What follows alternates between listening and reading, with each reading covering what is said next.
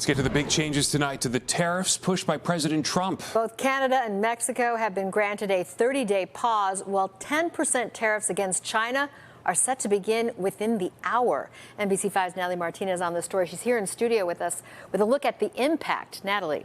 Stefan and Allison, the average American might not consider our collective reliance on Mexican auto parts and Canadian oil.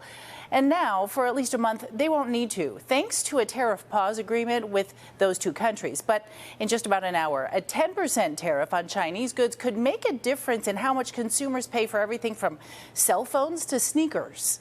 Just hours before a trade war was set to begin, Mexico and Canada got a 30-day break from tariffs, which didn't just affect Wall Street, but also set the tone for what could be a tumultuous couple of months, according to transportation expert and DePaul University professor Joe Schwieterman. I've been watching transportation my whole life, and I don't recall a situation like this where suddenly all the rules about manufacturing, production, could be changed in an instant. Today, Mexico's president made concessions along the border. 10,000 soldiers at their side of the border and stop fentanyl and illegal aliens from coming into our country. While talks continue, Canada's prime minister said he too would beef up border security, including a $1.3 billion border reinforcement with 10,000 frontline personnel. There's a shoot from the hip element. You see both the United States and the response of other countries.